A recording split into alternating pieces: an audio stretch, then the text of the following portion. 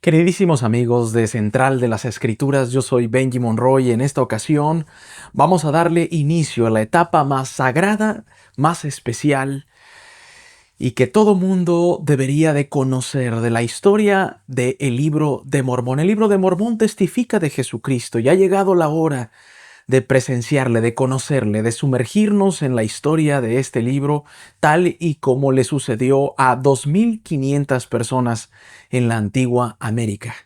Ha llegado el momento que todos los profetas testificaron desde el principio de con Adán hasta este punto de la historia en el 33 al 34 después de Cristo.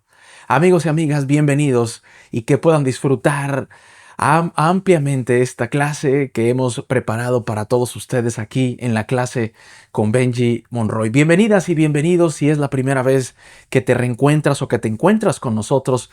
Gracias por estar aquí, no es una coincidencia, no hay coincidencias para nuestro Padre Celestial. Y si has dejado de venir, bienvenido de nuevo. Y si nos has acompañado por varios domingos, gracias por tu preferencia y gracias por apartar un momento de tu vida para darle paso a la inspiración del Señor por medio de su manual de Ven, sígueme. Yo soy Benji Monroy y vamos a tener el título de Levantaos y venid a mí. Estas palabras, hermanos, deben de resonar el día de hoy en nuestra clase porque fue la frase con la que inicia Jesucristo su prédica en la antigua América. Vamos a abarcar el libro de 3 Nefi del capítulo 8 al capítulo 11. Van a ocurrir bastantes cosas que van a preparar la aparición de el que vino y expió los pecados de ustedes y de mí. Pregunto yo, ¿vale la pena ponerle un poco de atención a las palabras del que más me ama, del que más me respeta, del que no me juzga, del que es paciente con usted y conmigo? La respuesta es que sí. Así que quédese con nosotros porque lo que vamos a aprender hoy, hermanos, es descarga espiritual total y absoluta, porque vamos a ver algunas cosas históricas, pero también sobre todo cosas espirituales. Vamos a dibujar, la vamos a pasar muy pero muy bien en esta clase. Hermanos, Cristo muere en Jerusalén, esto no hay que perderlo de vista.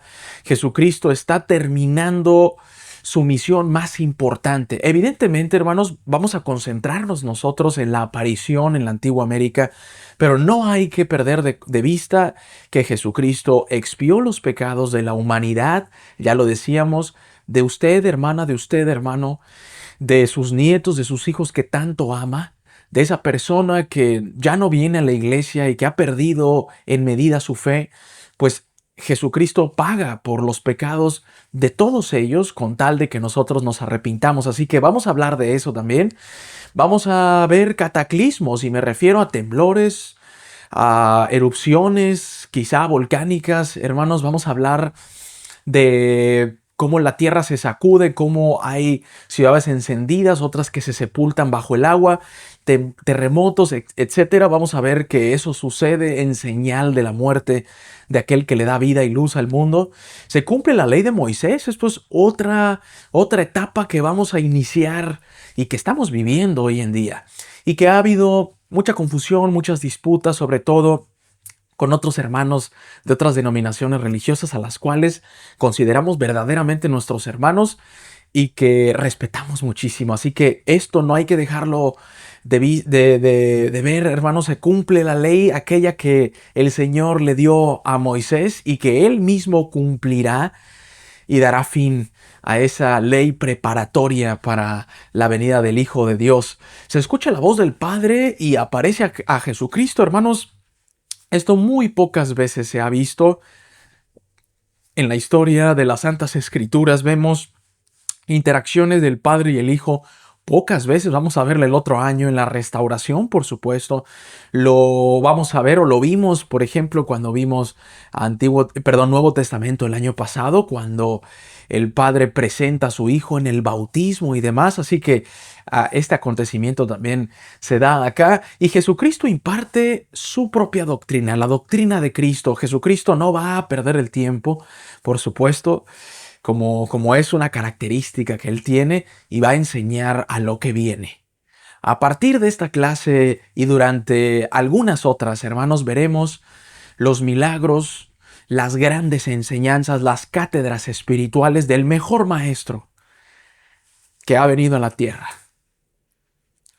Hermanos, yo he recibido comentarios muy hermosos, muy cariñosos, muy condescendientes de que doy bien mis clases, de que soy bueno dibujando y lo agradezco muchísimo, no lo desecho, hermanos, por supuesto, eso me llena el corazón, me lo hincha y me hace pararme semana tras semana aquí para darles la clase, hermanos.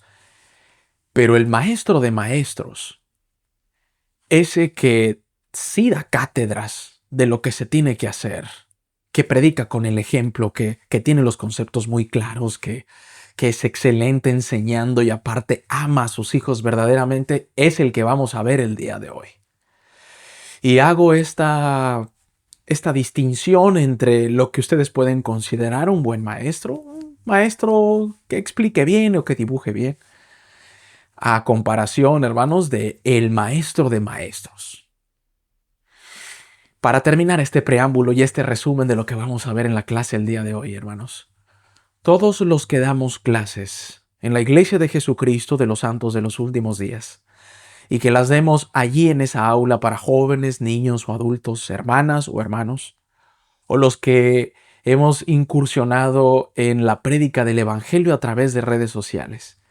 Si hemos desarrollado algún don, algún talento, alguna habilidad o aptitud de poder hablar bien frente a una cámara, de poder dominar varios relatos de las Escrituras y ubicar las citas rápidamente, o alguna otra habilidad que hayamos desarrollado a lo largo de nuestra estancia y prédica del Evangelio, que se sepa, hermanos y hermanas, que esas habilidades, dones y talentos vienen del Maestro de Maestros, y el Padre Celestial nos los otorga a todos nosotros. Nunca llegaremos a ser en esta vida como ese gran maestro, pero sí podremos probar las mieles de aquel que tiene la habilidad, la mejor habilidad para poder enseñar. Esa distinción quería comentarles a todos ustedes y aquí nos abrochamos los cinturones porque vamos a arrancar el día de hoy con una de las clases, si no es que la más especial que vamos a tener en este curso. Así que los invito para que nos acompañen en el manual unificado de Ven Sígueme en Biblioteca del Evangelio y que nos acompañen, por supuesto, en Scripture Plus, donde usted puede acompañarme en la lectura del día de hoy. He aquí, yo soy Jesucristo, de quien los profetas testificaron que vendría al mundo. Esta frase la voy a anotar aquí, hermanos. He aquí, yo soy Jesucristo. He aquí, yo soy Jesucristo. Esta declaración, amigos y amigas, tan corta, pero tan llegadora, tan penetrante en nuestros corazones, debió haber marcado, y así lo vamos a corroborar en las siguientes clases, hermanos, no solamente a las personas que lo vieron, sino a las generaciones de quienes recibieron ese relato. Amigos y amigas, Jesucristo venía con toda su autoridad para presentarse a aquellos que le habían esperado pacientemente, que habían sufrido maltrato, abuso, bullying, como le decimos hoy en día, por creer en lo que usted y yo creemos hoy en día.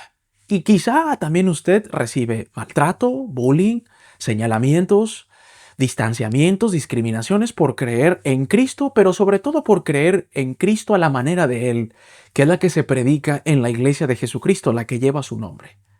Y esa declaración vino a sanar todos los corazones rotos, todas las mentes desfallecidas, todos los cuerpos que habían quedado un poco lastimados, porque literalmente Él los iba a sanar. Así que he aquí yo soy Jesucristo, de quien los profetas testificaron que vendría al mundo. Con esas palabras el Salvador resucitado se presentó a sí mismo, dando cumplimiento a profecías del Libro de Mormón de más de 600 años. Hermanos y hermanas, durante 600 años en la historia del Libro de Mormón, lo voy a poner acá, tal y como dice el manual, durante 600 años hubo profetas, hermanos, que vieron Todo tipo de pruebas, vicisitudes, guerras, ya habían muerto muchas personas hasta este punto de la historia, el año 33-34 después de Cristo. En memoria de Nefi, que lo quisieron matar muchas veces, en memoria de Ley, que nunca perdió la fe en sus hijos descarriados del Evangelio, en memoria de sus hermanos pequeños, Jacob y José, que les tocó organizar y predicar lo que les había enseñado su hermano menor, Nefi, en memoria de todos los Mosías, del rey Benjamín, que incluso siendo rey, hermanos, trabajó con sus propias manos para poder enseñarle a su pueblo, en memoria de grandes profetas, élderes y caudillos como Amón, como Alma Padre, en memoria del que murió quemado, como Abinadí, que lo único que hizo era predicar que un día el Señor visitaría, nos perdonaría y que a medida de que nos acercáramos a Él íbamos a poder ser salvos.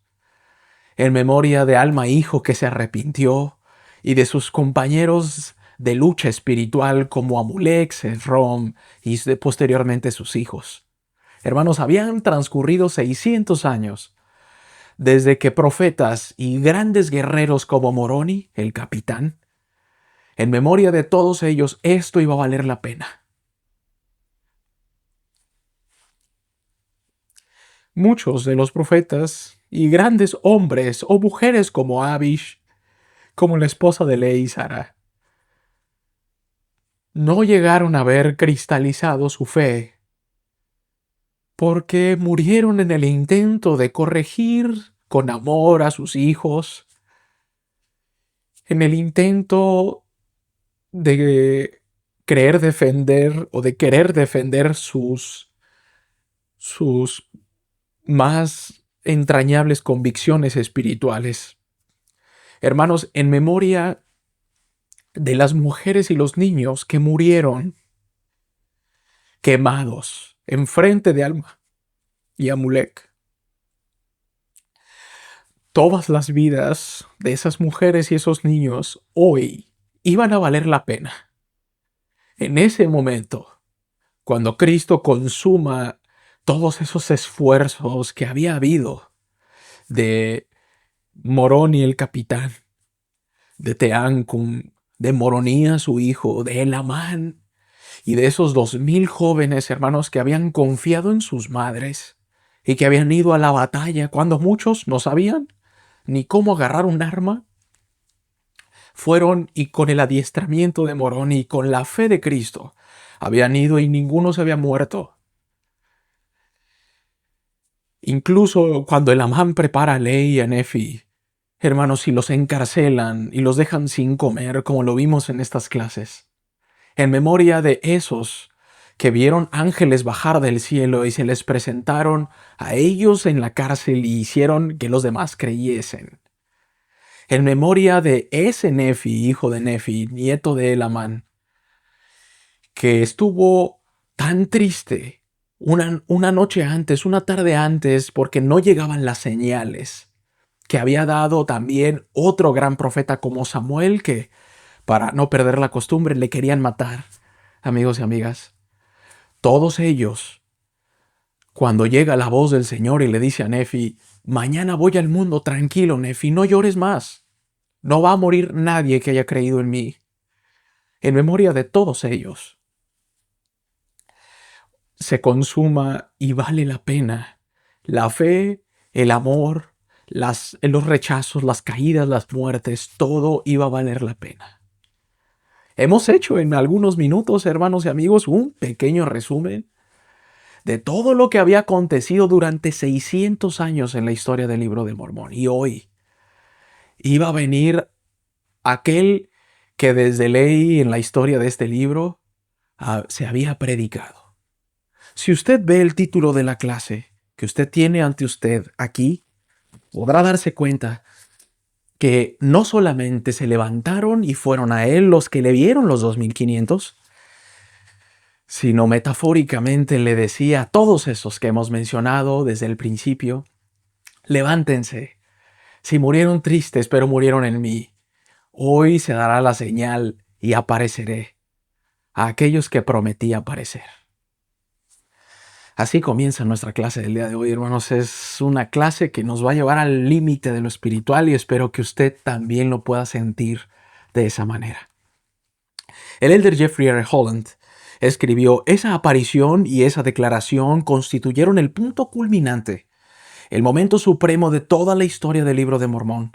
Era la manifestación y el decreto que había dado conocimiento e inspirado a cada profeta nefita, como lo dijimos anteriormente.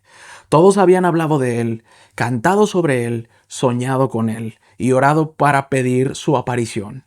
Mas ahora efectivamente estaba allí. Era el día de días. Había llegado Dios que torna toda noche oscura en la luz de la mañana. Hermanos y hermanas, vamos a dibujar vamos a tratar de dibujar y construir la escena que usted ha visto muchas veces en cuadros en el templo, en cuadros o pinturas o retratos, como usted lo quiera mencionar, en capillas o incluso en su propio hogar. Estos pueden haber aparecido, así que voy a dibujar a nuestro Señor Jesucristo. Este no va a ser un dibujo perfecto, evidentemente, como ninguno que hago, hermanos, pero bueno, vamos a tratar de hacerlo con mucho amor, con mucho respeto, porque lo vale. Y esta aparición, hermanos, nos invita, cuando ustedes pueden leer el manual, a que nos pongamos en el lugar de los 2500 que presenciaron esta gran visita. Muchas veces vamos a leer acá en esta clase la expresión de ¿qué hubieses sentido tú si hubieses estado ahí? ¿Cómo te hubieses sentido tú si hubieses escuchado la voz, he aquí soy Jesucristo? Y lo voy a poner acá con un globo de expresión, como se suele hacer en las caricaturas o en caricatura. Esta expresión lo dijo él, he aquí soy Jesucristo, y con eso ya sabemos de quién se trata, hermanos, de qué calidad de persona estamos presenciando en la clase del día de hoy. Ninguno tan grande como él, hermanos, en la historia de la humanidad. Por eso es que dijimos al principio, y lo sabemos los que hemos pertenecido a la iglesia por mucho tiempo, hermanos y hermanas, que a él adoramos en la iglesia. Es la iglesia de él. La restauración vino a través de profetas, videntes y reveladores, no solamente con el profeta José, sino mucho antes, haciendo su trabajo y demás, hermanos, pero no les adoramos a ellos, adoramos a este del cual se va a aparecer el día de hoy. Disculpen ahí las interrupciones, esta clase es completamente en vivo, hermanos y amigos, así que aquí tenemos a nuestro Señor Jesucristo, que va a dar un mensaje y no va a desaprovechar la oportunidad de predicar el evangelio, lo cual habla de su temperamento espiritual del Salvador. Es una persona que le vamos a poner sus marcas en las manos. Usted vaya viendo allí, y si hay niños en casa, vayan haciendo ese dibujo también. Si ustedes quieren, vayan ilustrando, pueden recortar alguna leona que ustedes tengan para que nos acompañen, si gustan, en esta lectura y esta clase del día de hoy, que va a ser muy bonita, hermanos, va a ser muy ilustrativa, muy espiritual, promete ser, y espero que así sea. ¿Está bien? Lo vamos a dibujar acá. Se habla de las marcas de Cristo que tenía, amigos y amigas, así que se las dibujamos también para que ustedes puedan verlo de esta manera. Aquí, disculpen que les dé la espalda, pero vamos a ir ejemplificando de lo que vamos a hablar el día de hoy, que vale la pena y que nos va a gustar a todos nosotros.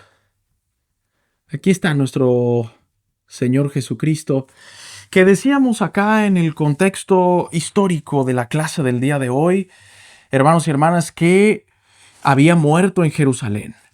¿Recuerdan ustedes las palabras de Jesucristo en el antiguo mundo, que decía, tengo otras ovejas que no son de este redil, aquellas también debo yo traer, y habrá un rebaño y un pastor. Bueno, Jesucristo va a decirles durante las siguientes clases a estos que le dieron, hermanos, que ellos eran de aquellos que él había dicho, tengo otras ovejas que no son de este redil. Está bien, así que aquí estoy yo dibujando también, hermanos, el templo de la ciudad de abundancia, que es el lugar en donde Jesucristo aparece. Fíjense que esta trivia yo la he hecho en muchas veces en clases, a diferentes tipos de alumnos, y bueno, no nos lleva mucho en cuanto al conocimiento espiritual, que es lo más importante, pero es notable destacar que Jesucristo, hermanos, llega a la ciudad de abundancia. Había un templo ahí, se menciona en la historia del libro de Mormón, y Jesucristo se aparece literalmente en su casa. Los templos son la casa del Señor. Y Jesucristo iba a escoger un lugar lógico desde la perspectiva espiritual para poder aparecerse a aquellos que creían en él. Está bien. Vamos a dibujar aquí un templo precolombino. Hermanos, no sabemos exactamente cómo se veía este templo, pero bueno, no pasa nada en querer ilustrar para poder aprender mejor. Recuerden siempre que las ilustraciones, las fotos, todo el contenido audiovisual, hermanos, no tiene como objetivo principal mostrarnos cómo fueron físicamente los profetas o cómo fueron, cómo se veían algunas personas. No es necesariamente esa su misión. Nos ilustran, claro, pero su misión primordial, hermanos, todo el material que hace la iglesia, las pinturas que se han ilustrado desde muchas décadas dentro de la iglesia, es para enseñarnos el contenido espiritual y no tanto la geografía o la vestimenta o las características culturales de la región, etc. Está bien, así que evidentemente, si la iglesia tiene eso como finalidad, evidentemente estos dibujos que se hacen, que no son tan buenos como los que usted ve en su capilla o en las producciones de la iglesia, pues también no son la excepción, ¿verdad? Estos también tratan de que solamente podamos enfocarnos en el contenido espiritual, pero pueda ser un poco más llamativo y atractivo, sobre todo para los más pequeños de la casa que nos ven y que, bueno, pues a veces es difícil que puedan poner atención. Miren, ya ando yo aquí borrando sin querer.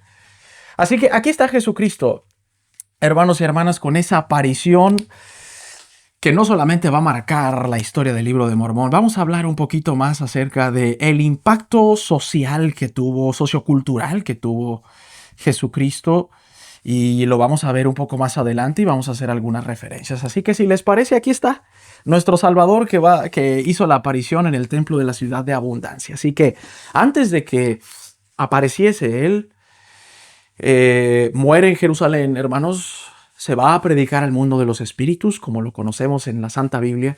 Y no solamente eso, amigos y amigas, resucita, se aparece a sus apóstoles, se aparece a ellos para que vean las marcas de sus manos y de sus pies. Llama otra vez a Pedro y le dice, Pedro, ¿me amas? Y sabes que te amo 3 veces, apacienta mis corderos. Y se organiza la iglesia, Jesucristo sube con el Padre Celestial y no sube para descansar eternamente. Va a trabajar y se va a aparecer en el continente americano, aquí desde donde nosotros transmitimos en esta ocasión. Jesucristo es la luz del mundo. Es probable que observes a lo largo de 3 Nefi, del 8 al 11, que se repiten temas relacionados con la oscuridad y con la luz. Vamos a ver algunos ejemplos de ellos, hermanos, aquí en el 8, del 19 al 23, que dice lo siguiente. Y aconteció que cuando cesaron los truenos y los relámpagos y la tormenta y la tempestad y los temblores de la tierra, pues he aquí, duraron como 3 horas. Y algunos dijeron que fue más tiempo. No obstante, todas estas grandes y terribles cosas acontecieron en el espacio de unas 3 horas. He aquí entonces hubo tinieblas sobre la faz de la tierra, Y sucedió que hubo densa oscuridad sobre toda la faz de la tierra, de tal manera que los habitantes que no habían caído podían sentir el vapor de tinieblas. Y no podía haber luz por causa de la oscuridad, ni velas, ni antorchas, ni podía encenderse el fuego con su leña menuda y bien seca, de modo que no podía haber ninguna luz. Y no se veía luz alguna, ni fuego, ni vislumbre, ni el sol, ni la luna, ni las estrellas, por ser tan densos los vapores de oscuridad que había sobre la faz de la tierra. Y sucedió que duró por el espacio de 3 días, de modo que no se vio ninguna luz. Y hubo grandes lamentaciones, gritos y llantos continuamente entre todo el pueblo. Sí, grandes fueron los gemidos del pueblo por motivo de las tinieblas y la gran destrucción que les había sobrevenido. La muerte del Salvador, hermanos, en el sentido espiritual, allá en Jerusalén, dejó desalumbrados o en penumbras a sus hijos o a sus hermanos, como usted lo quiera ver, en qué perspectiva, porque Jesucristo es la luz, como lo manifestamos con estos destellos azules, es la luz que ilumina el mundo, pero sobre todo que ilumina espiritualmente a sus hijos. De esa manera, hermanos, los nefitas en 3 Nefi 8 manifiestan que había una terrible oscuridad y manejan un término muy interesante que vimos por ahí cuando empezábamos el curso del Libro de Mormón, el vapor de tinieblas. ¿Se acuerdan, hermanos, del sueño que ve Ley primero y después que ve Nefi? Que hablan de un vapor de tinieblas que separaba al edificio grande y espacioso del árbol, del fruto del árbol de la vida. No, ese vapor de tinieblas aparece, amigos y amigas, en la crónica del Libro de Mormón, otra vez con el mismo término. Déjenme darles un poquito más de perspectiva, además de la que hemos dicho, de lo que ocurre cuando Jesucristo muere. Hay oscuridad, pero cuando aparece vuelve a haber luz. El vapor de tinieblas, del cual se ha hablado en estos versículos, hermanos, existe una propuesta física para eso que estamos viendo a continuación en nuestra historia, en nuestra narración. Miren que hablaba yo al principio de excelentes maestros catedráticos en grandes universidades en el mundo, dentro de la iglesia, en institutos y en seminarios, incluyendo la Universidad de Brigham Young, por supuesto, que han propuesto, hermanos y amigos, la aparición de erupciones volcánicas que como tal no se narran en el texto. Habla de temblores, hermanos y hermanas, habla de destellos, habla de grandes cataclismos, de evidentes hundimientos de ciudades y demás. Pero la gente que sabe, y voy a dejar el artículo correspondiente aquí en la descripción del video, aquí en Central de las Escrituras, pueden leer acerca del tema. Hay una propuesta interesante para darle validez a la historia, a la crónica. Decía el texto, hermanos, que la gente no podía verse ni siquiera la mano de la densidad de oscuridad y vapor de tinieblas que existió justo antes de la aparición de Jesucristo en las Américas. Una erupción volcánica, como lo han sugerido varios eruditos a lo largo de la historia, y ustedes lo pueden consultar en la descripción del video con la liga al artículo correspondiente. Este tipo de erupciones, no me dejarán mentir las personas que viven en zonas volcánicas, no solamente es la fumarola o la lava que puede expedir un volcán. Hermanos, cuando hay erupciones volcánicas se registran sismos, y pueden ser de tal magnitud que evidentemente pueden derivarse, amigos y amigas, en hundimientos drásticos de urbes, de ciudades, o en la aparición de nuevos montículos en forma de montañas o de montes, pequeñas elevaciones y demás, y que encaja perfectamente en la naturaleza, en el ambiente que el mismo Jesucristo creó en el Génesis que podemos ver en la Biblia. No hay ningún temor de explicar lo que sucede en el Libro de Mormón a través de las creaciones de nuestro Padre Celestial por medio de su Hijo Jesucristo. Todas las cosas testifican de que hay un Dios y que hay, un Salvador. Y hay algunas propuestas para eso, y me gustaba Me gustaría y me gustó al principio de la clase poderlo compartir. Hay una respuesta de cómo puede suceder eso. Incluso, hermanos, en el artículo que ustedes van a leer, que pueden leerlo a continuación, cuando hay erupciones volcánicas, hermanos, hay pequeñas descargas de energía en forma de rayos que pueden llegar a las comunidades circundantes, circunvecinas, y que se manifestaron en forma de señal de la muerte del Hijo de Dios y que aparecen en las Santas Escrituras y que aparecen cuando ha habido grandes erupciones volcánicas, y me refiero a erupciones contundentes, hermanos, estrepitosas, muy llamativas, cuando hay lava, fumarolas y demás. Y los que viven cerca de lugares así, hermanos, pueden ver que después de una gran erupción volcánica queda la ceniza en los autos, encima de las casas, en las calles, incluso encima de las personas, y suele ser una ceniza muy oscura. Bueno, hermanos, probablemente así tuvieron que lidiar aquellas personas que después iban a ver cristalizada su fe y cumplida su fe, porque ahora ya no solamente iban a creer, sino iban a ver al Señor. Así la pasaron, hermanos, como describe el capítulo 8 y como nos refiere el manual de Ven, Sígueme. En esta ocasión, en el 10, hermanos, también se dice del 9 al 13. Y aconteció que así pasaron los 3 días, y era la mañana, y se disipó la oscuridad de sobre la faz de la tierra, y cesó la tierra de temblar, y dejaron de hendirse las rocas, y terminaron los espantosos gemidos de las personas, y se acabaron todos los sonidos tumultuosos. Eso es otra característica que ocurre, hermanos. Hay estampidas sonoras, truenos impresionantes por el movimiento que existe en la Tierra, que expulsa o que propicia la expulsión del material incandescente de los volcanes. Y dice el libro de Mormón en el 9 que todo eso se había disipado. Y se integró la tierra otra vez, y se afirmó, y cesaron los lamentos, y el llanto, y los gemidos de los que quedaron vivos, y su lloro se tornó en gozo, y sus lamentaciones en alabanzas y en acción de gracias al Señor Jesucristo, su Redentor. Es muy interesante, hermanos y amigos, que hubo gente que murió, hubo personas que fallecieron, hermanos y amigos, en el intento de ver al Señor. Quedaron los que habían tenido más fe, los que habían creído en las palabras de todos los profetas que durante 600 años habían emitido hacia el pueblo. Vale la pena recalcarlo. Y hasta aquí se cumplieron las escrituras que los profetas habían declarado. Y fue la parte más justa del pueblo la que se salvó. Y fueron los que recibieron a los profetas y no los apedrearon. Y fueron los que no habían vertido la sangre de los santos, los que no murieron.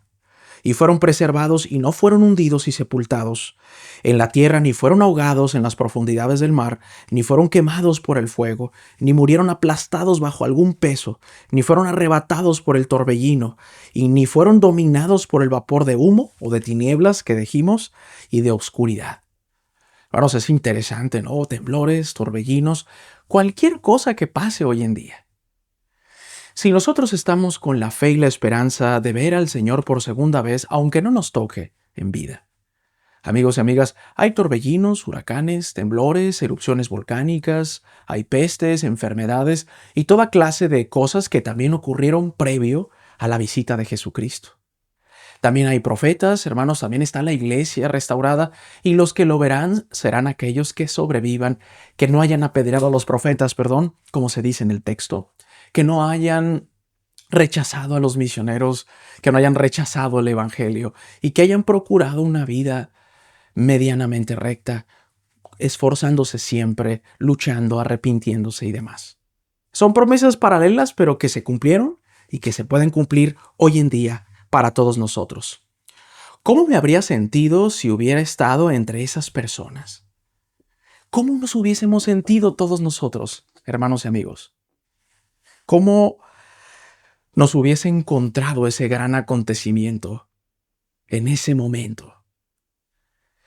Después de haberse disipado la oscuridad, ¿qué hubiese sentido? Dice que había alegría, porque fueron horas muy trágicas en donde quizá, hermanos, se perdió de vista a nuestros hijos pequeños, donde se perdieron de vista al abuelo, a la abuela, a la esposa, al esposo, a los vecinos, de la oscuridad, hermanos. Yo creo que el remedio debió haber sido quedarse abrazados siempre porque no se podían ver ni la palma de la mano. Amigos, a continuación el manual nos hace algunas preguntas que pueden ustedes, si gustan y tienen el deseo, responderlas aquí en la caja de comentarios de esta clase, pero que pueden ser muy reflexivas para todos nosotros. ¿Cómo me habría sentido si hubiera estado entre esas personas? ¿Cómo se hubiese sentido primeramente, hermanos, de haber sufrido todos los estragos físicos y meteorológicos de ese momento? Debe haber sido muy estresante, preocupante y triste el haber perdido de vista a nuestros hijos pequeños, hermanos, por la densidad de la oscuridad, por los temblores, la incertidumbre de ¿habrán sobrevivido mis padres, mis vecinos, mi esposa, mi esposo? Dice que ciudades se hundieron completas, hermanos, ciudades se incendiaron por completo. Edificios grandes como este del templo, que permaneció, por cierto, porque era la casa del Señor. Edificios completos cayeron sobre personas y murieron aplastadas. ¿Cómo se hubiese sentido usted, hermano y amigo? Muchos de ustedes han estado en momentos en donde ha habido grandes temblores. Amigos de Perú, de Ecuador, de Chile, de México, en todo Centroamérica, amigos los que nos ven en la costa oeste de los Estados Unidos, los temblores suelen ser momentos en donde el piso literalmente, hermanos, se nos mueve, ¿no? ¿Cómo se hubiesen sentido ustedes? Pero también, ¿cómo se hubiesen sentido después de haber pasado esas horas trágicas y ver la luz por fin y empezar a escuchar voces que bajaban del cielo, voces que vamos a ver a continuación, apacibles, pacientes? También esa esperanza, esa alegría de decir, mira, aquí está mi familia, no murieron. Ya encontré a mi mamá, ya encontré a mi papá. ¿Cómo se hubiesen sentido ustedes? Hay otras reflexiones interesantes. ¿Cómo me llama la atención el Salvador en estos capítulos? ¿Cómo sé que Jesucristo es mi Salvador hoy en día? ¿En qué sentido ha sido Él una luz en mi vida? Probablemente usted se haya encontrado en esa oscuridad que duró horas en el continente americano. Probablemente en su etapa de juventud, hermanos, estuvo usted inmiscuido en malas amistades, en el alcohol, en la droga, en las pandillas, en malos caminos.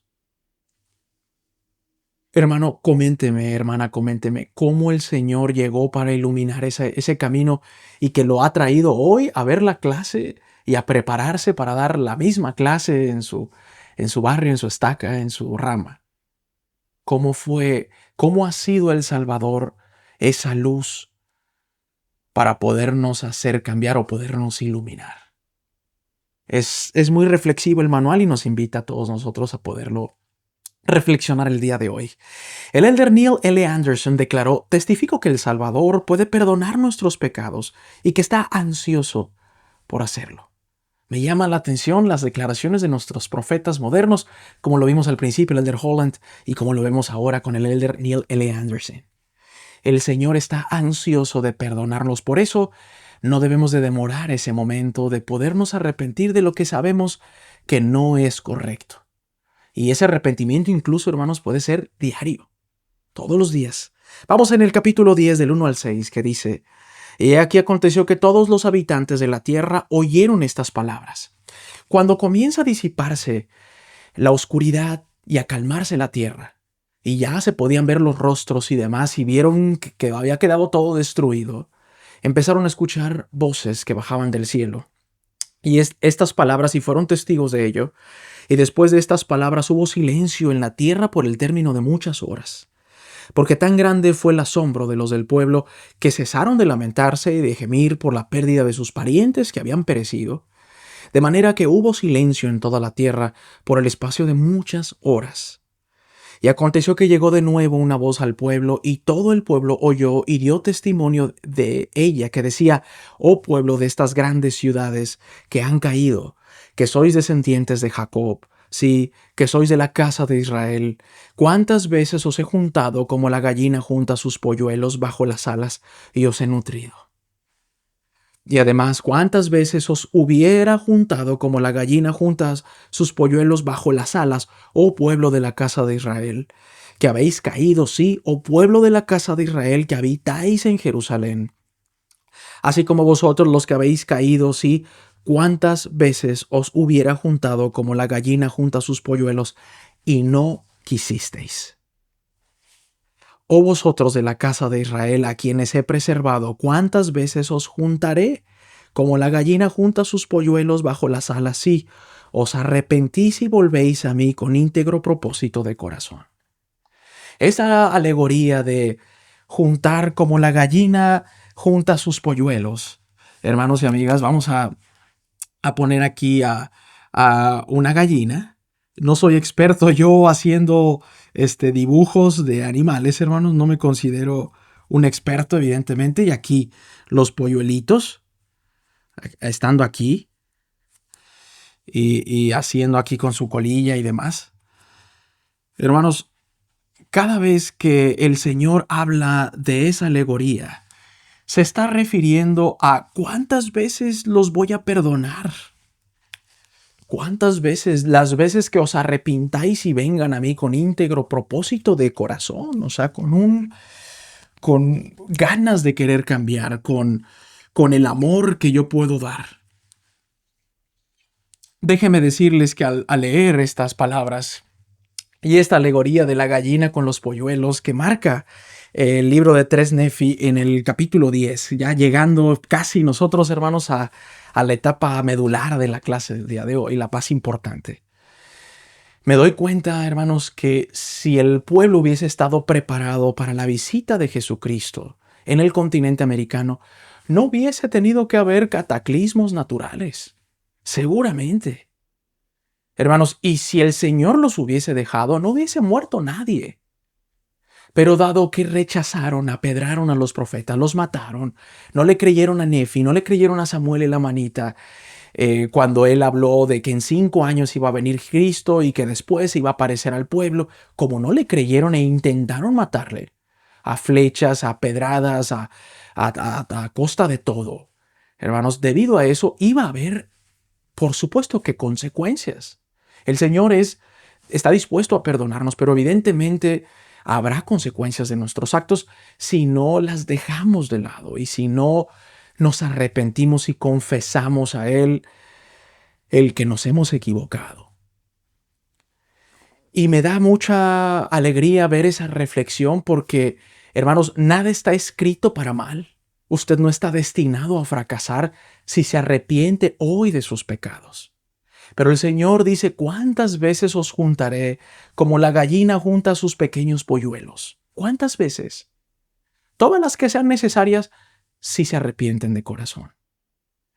Amigos y amigas, esto sucede y es perfectamente aplicable para nosotros. Y de haberse arrepentido, las personas hubiesen podido ver de una manera menos trágica quizá al Señor apareciéndose en el templo de la ciudad de abundancia aquí hacia el capítulo 11. Pero de modo que no lo hicieron, sufrieron las consecuencias y dice acá lo que leímos en el 10, amigos, que muchos se seguían lamentando porque habían perdido familiares y seres queridos. Y así es hoy en día. Si no nos acercamos hacia el Señor. El Señor precisa un corazón quebrantado y un espíritu contrito. Antes de la venida del Salvador, los sacrificios de animales eran un símbolo del sacrificio de Jesucristo. Pero, ¿qué nuevo mandamiento dio el Salvador en 3 Nefi 9, 20, 22? Antes de la aparición, amigos y amigas, se escuchaban las voces que bajaban del cielo de los personajes más importantes. Y me ofreceréis como sacrificio un corazón quebrantado y un espíritu contrito. Y aquel que venga a mí con un corazón quebrantado y un espíritu contrito, lo bautizaré con fuego y con el Espíritu Santo. Así como los lamanitas fueron bautizados con fuego y con el Espíritu Santo al tiempo de su conversión, por motivo de su fe en mí, y no lo supieron.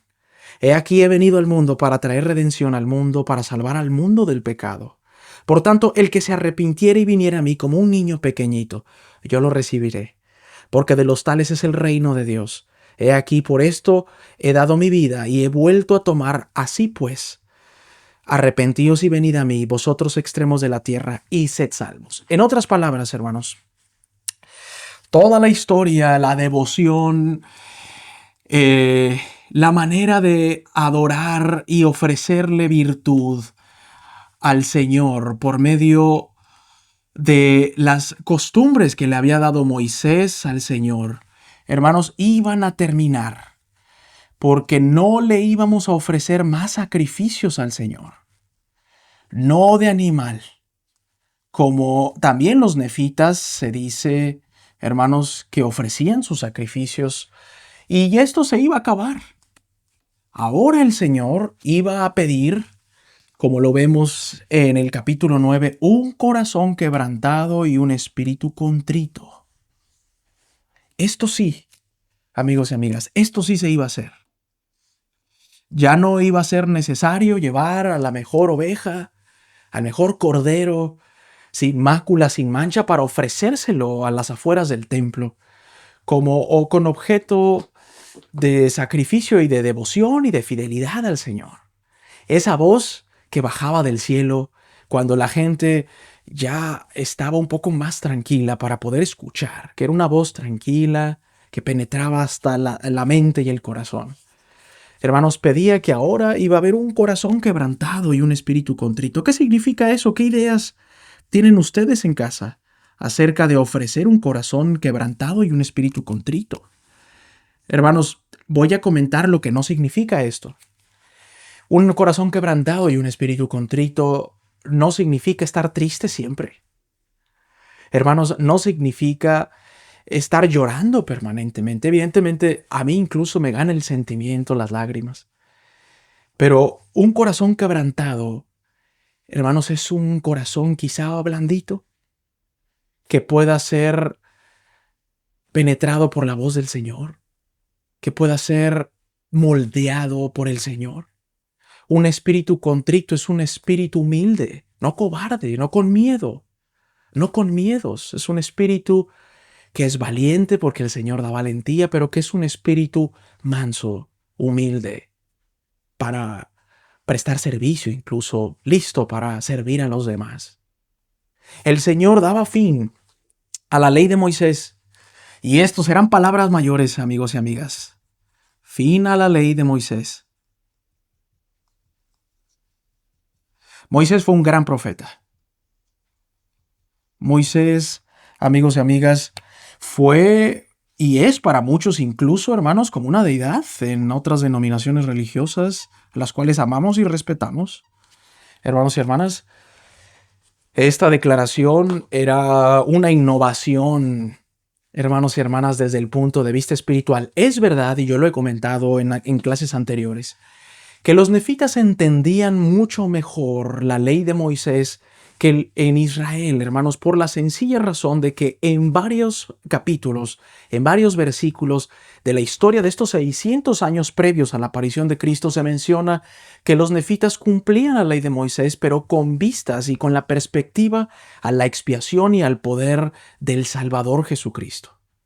Mientras que fue más traumático y caótico en Jerusalén al grado de que lo mataron a Cristo, porque él había dicho, en mí se cumple la ley, esta escritura se cumple el día de hoy ante vosotros, causó un revuelo espiritual y no solamente eso, sino social y cultural, que desencadenó en la crucifixión de alguien, hermanos, que no merecía ser clavado y tratado como un ladrón, así como lo trataron a Cristo. Los nefitas, hermanos, estaban ante una innovación espiritual. No iba a haber más práctica de llevar al Cordero Inmaculado, sino de ser humildes, tranquilos, mansos, dispuestos a servir. Pero los nefitas que sobrevivieron, que eran 2500, hermanos, tenían una perspectiva diferente y fue menos caótica y problemática el entendimiento de esta voz que estaban escuchando de que la ley se iba a cumplir.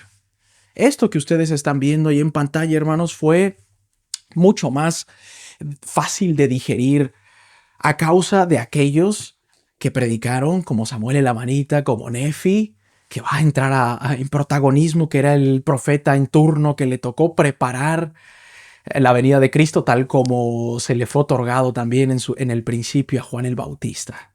Hermanos, preparar el camino del Señor, voz que clama en el desierto, ¿no? Nefi había clamado con todo su amor e incluso había levantado a su hermano de la muerte. Hermanos, y hoy estaba listo para consumar su fe y ver aquel que se había comunicado con él y que había visto al Señor y que, bueno, que lo iba a ver a continuación. Y es increíble. Dios aprende a escuchar y entender la voz de Dios. Perdón, ¿puedo aprender a escuchar y entender la voz de Dios? Claro que sí. Como aquellos que abusaron el oído y entendieron la voz del Señor. ¿Cómo sabes cuando Dios te está hablando? Quizás lo que le sucedió a las personas en Tercer Nefi del 1 al 8 en el capítulo 11 puede ayudarnos a entender algunos principios relacionados con escuchar y entender la voz del Señor. Podríamos prestar atención a las características de la voz de Dios que las personas oyeron y a lo que hicieron para entenderla mejor. También podría ser útil explorar otros pasajes de las Escrituras que describan la voz de Dios o la influencia de su Espíritu. A continuación hay algunos de ellos. Después de leerlos, quizá podríamos escribir algunas pautas para reconocer la revelación y la voz del Señor. Y esto es algo, hermanos, que también ha causado mucha confusión. Muchos de ustedes quizá puedan preguntarse, hermano Benji, ¿cómo distinguir un pensamiento, una idea, de una revelación, de una inspiración del Señor? Si les parece, ya vamos a ir al capítulo 11, pero antes, vamos a la Biblia. Hermanos, Gálatas 5, 22, 23, que dice, pero el fruto del Espíritu es amor, gozo, paz. El Señor cuando habla, y hablo de que cuando habla, me refiero a inspira o revela.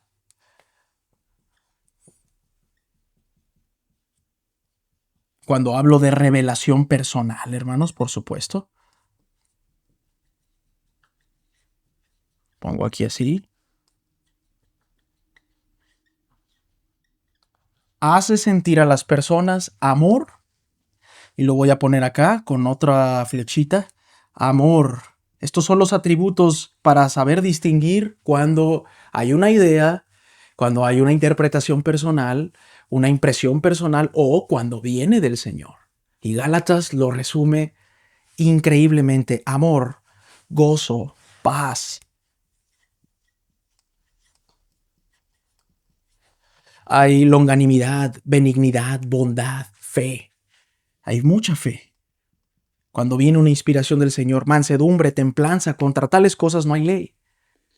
Si usted tiene una idea, hermano, y está más confundido después de la idea o no se siente tranquilo, ese pensamiento, esa impresión no viene del Señor. Pero cuando hay amor, gozo, paz, longanimidad, mansedumbre, ganas de ayudar, esa inspiración es una revelación personal, es una inspiración o es un comunicado del Señor.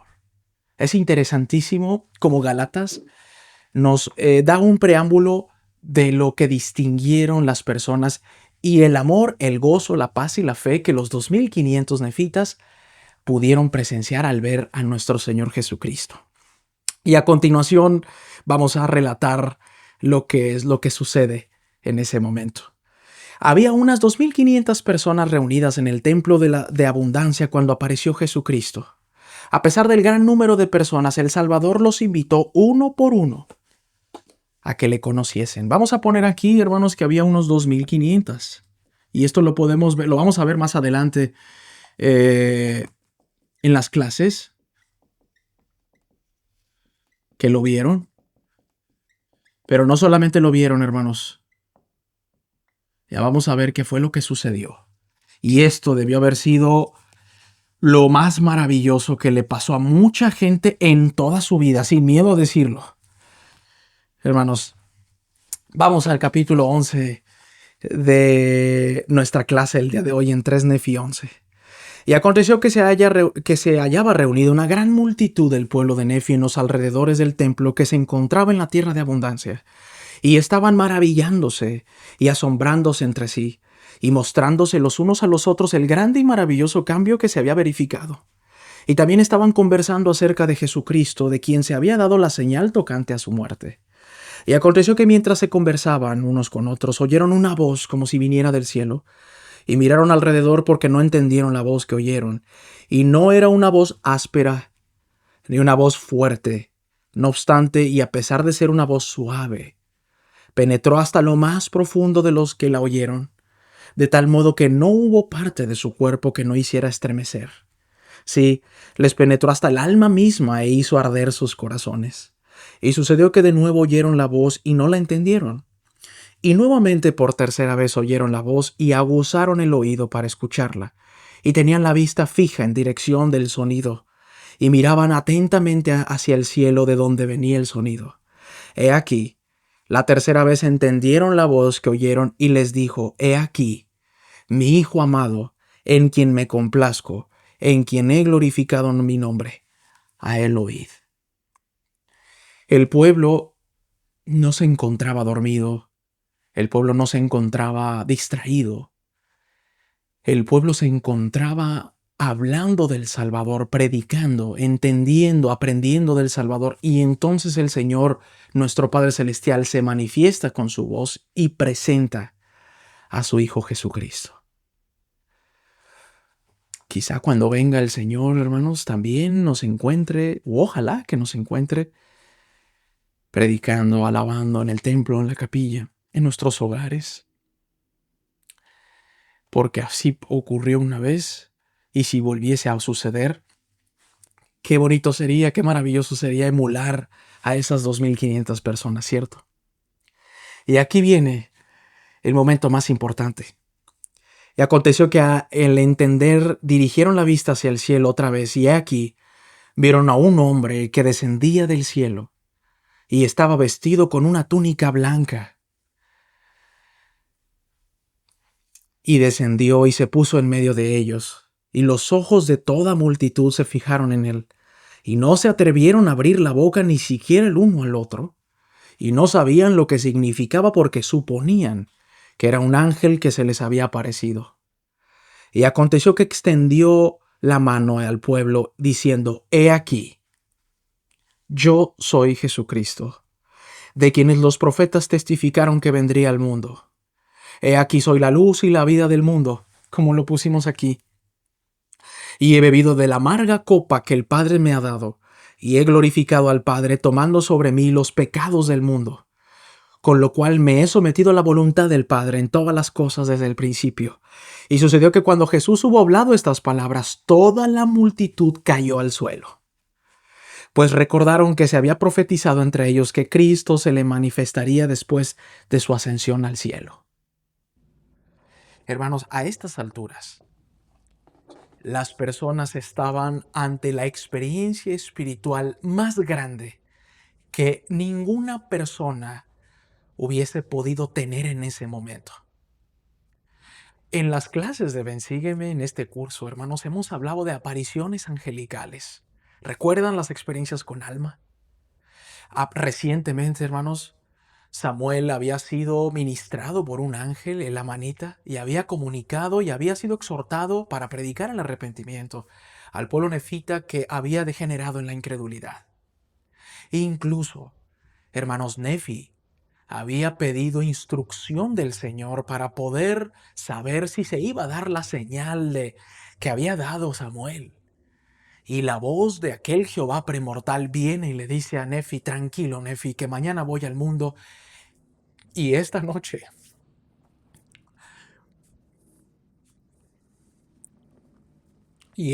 se dará la señal.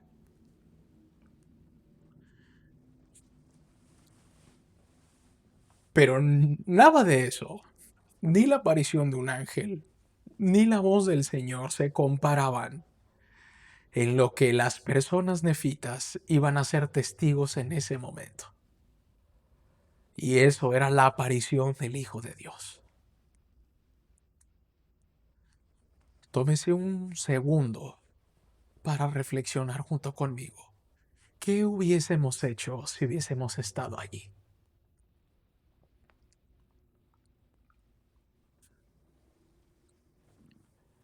Quizá, hermanos, yo lo hubiese abrazado y le hubiese dicho que me disculpara por mis errores, por mis necedades, por mis defectos. Le pediría que me sanara, que me perdonara. ¿Qué hubiera hecho usted, hermana? Lo seguiremos viendo en las siguientes clases, amigos, y déjenme decirles que muchos de ustedes quizá están enfermos, hermanos, y Jesucristo iba a predicar, iba a sanar. Yo hubiese hecho eso, le hubiese presentado a mi familia, a mis hijos. Velos, Jesús, los conoces, velos ahora, bendícelos, ¿no? Debió haber sido, hermanos, sumamente impactante. Si usted ha ido al templo, hermano, si ha sentido la presencia del Espíritu Santo en el templo, esto, hermano, es potenciado a la décima potencia. Es 10 veces más grande, es 100 veces más grande. Sin demeritar las apariciones angelicales en los profetas, sin demeritar sus experiencias espirituales en el templo, sin demeritar eso. Esto debió haber sido de otro nivel, de otra envergadura espiritual. Evalúe el dibujo, hermanos, y haga de cuenta que usted está allí. Esto debió haber impactado no solamente a ellos por generaciones, y lo vamos a corroborar y lo vamos a ejemplificar, hermanos, en la historia del libro de Mormón, y así va a ser. Resonó tanto lo que va a decir Cristo a continuación, que vamos a leer, hermanos, que por generaciones no hubo gente que dudara de esta aparición. Así de impactante, así de grande, así de espiritual fue la visita de Jesucristo. Y se está presentando.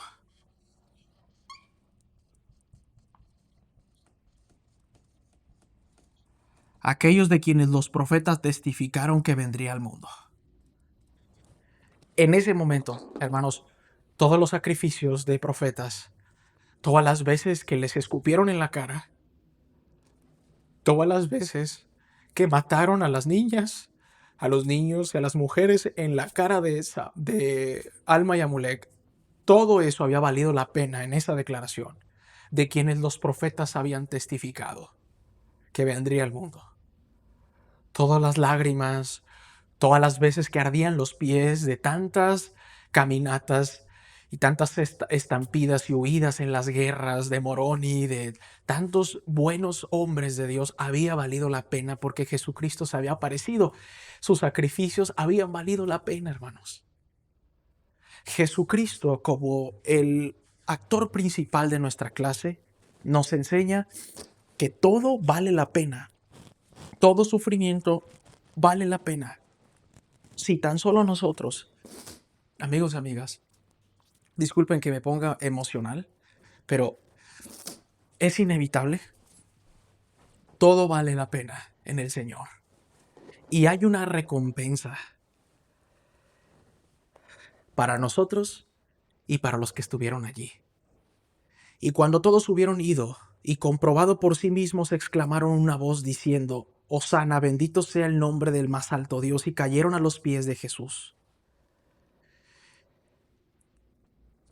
Hermanos, el Señor hace una invitación tan angelical en el 13 y 14 que dice: Levantaos y venid a mí, para que metáis vuestras manos en mi costado, y para que también palpéis las marcas de los clavos en mis manos y en mis pies, a fin de que sepáis que soy el Dios de Israel, y el Dios de toda la tierra, y que he sido muerto por los pecados del mundo. Y aconteció que la multitud se adelantó y metieron las manos en su costado y palparon las marcas de los clavos en sus manos y en sus pies, y esto hicieron yendo uno por uno. Aquí, hermanos, por eso dibujé yo las marcas de los clavos con Cristo. Lo hicieron uno por uno, hasta que todos hubieron llegado y vieron con los ojos y palparon con las manos y supieron con certeza y dieron testimonio de que era Él, de quien habían escrito los profetas que había de venir. Hosana, bendito sea el nombre del más alto Dios. Y cayeron a los pies de Jesús y lo adoraron. Y aconteció que le habló a Nefi. Hermanos, imaginen ustedes que después de haber estado entre tantas personas, Jesucristo te diga, Nefi, ven aquí. Hermanos, a Nefi le debieron de dar ganas de llorar. No lo podía creer, seguramente. Porque su máxima deidad le estaba hablando por su nombre, porque el Señor nos conoce a nosotros por nuestro propio nombre. Porque Nefi se hallaba entre la multitud. Y le mandó que se acercara, y se levantó Nefi, y se acercó y se inclinó ante el Señor y le besó los pies. Y el Señor le mandó que se levantara, y se levantó y se puso de pie ante él. Y el Señor le dijo, te doy poder para que bautices a los de este pueblo cuando yo haya ascendido al cielo otra vez. Y además el Señor llamó a otros y les habló de igual manera y les dio poder para bautizar. Y les dijo, de esta manera bautizaréis y no habrá disputas entre vosotros. Imagínese, hermana, si usted hubiese estado entre estos 2500 y le hubiese hablado por su nombre, hermana Laura Martínez, ven y palpa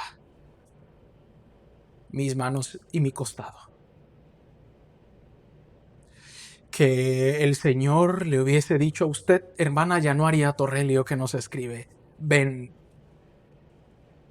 que te conozco. Que le hubiese dicho a usted, Giuseppe Spadaccini, que nos ve desde Chile, Giuseppe, ven, que te voy a sanar y predicarás mi palabra con todo el poder que yo te dé.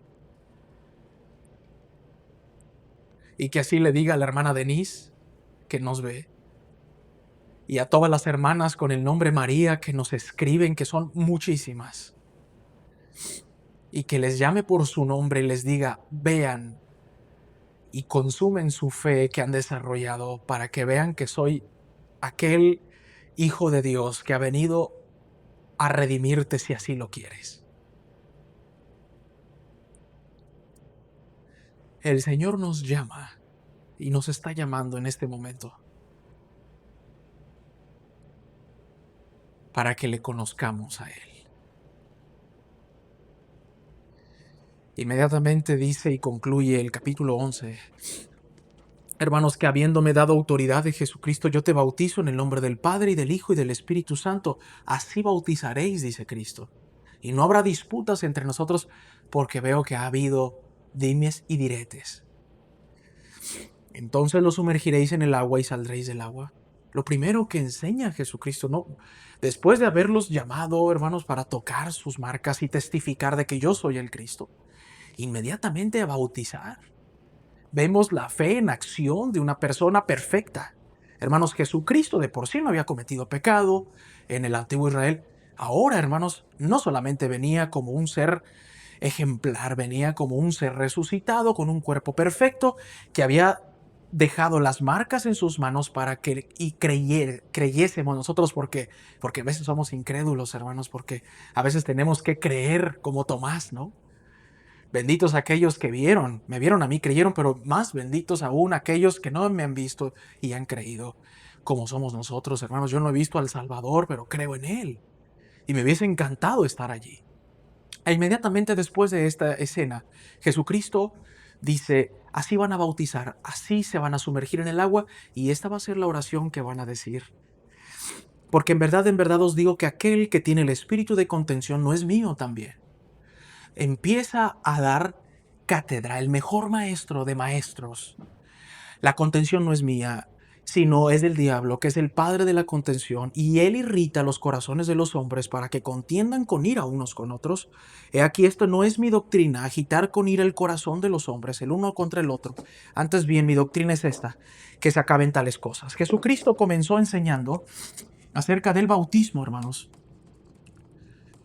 Bautismo. Dijo que la ira no es de él, no a la ira, no a la contención, sí al amor, a la paciencia, al gozo, todos los atributos que vimos acá. Él, evidentemente, amigos, vino a trabajar. Jesucristo es un ejemplo de trabajo. Incluso en los momentos más sublimes ya estaba enseñando. Me imagino, hermanos, Jesucristo se movía y podías aprender algo de su movimiento, pero Jesucristo también iba a adoctrinar a aquellos que habían creído en él, pero que no estaba por demás volver a escuchar su voz. Y también os digo que debéis arrepentiros y volveros como un niño pequeño y ser bautizados en mi nombre, o de ninguna manera recibiréis estas cosas. Habló del arrepentimiento.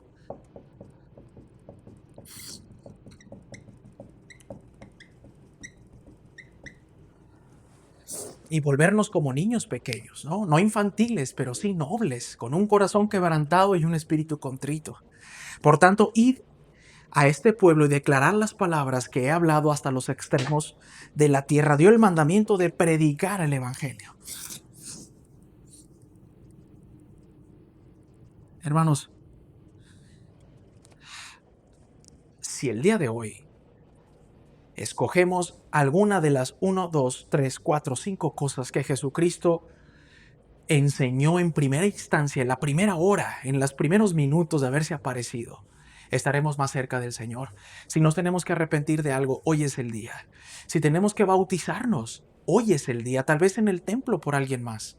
Tal vez nosotros, si es que usted no ha dado el paso de bautizarse. Hoy.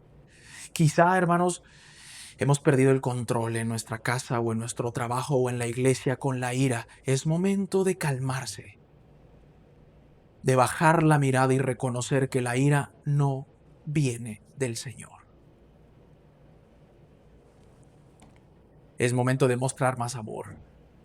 Es momento de ir y predicar el Evangelio. Salga a una misión, salga con los élderes, publique en redes sociales, toque la puerta del vecino, regale el libro de Mormón que tanto trabajo le ha costado dar. Hoy me voy de esta clase, hermanos, reflexionando esto. El Señor Jesucristo se ha aparecido. Se apareció a los del continente americano y dejó un impacto que en la próxima clase vamos a continuar viendo. Estas 5 cosas, hermanos, se van a convertir en 50 cosas. Porque Jesucristo va a sanar enfermos, va a llamar a discípulos y va a haber grandes milagros y prodigios. Y para eso los invito en la próxima clase, aquí en la clase con Benji Monroy, para podernos reflexionar, inspirar y ser nutridos por el poder del Espíritu Santo. Comparto esta enseñanza con mucha humildad y amor. En el nombre de Cristo. Amén.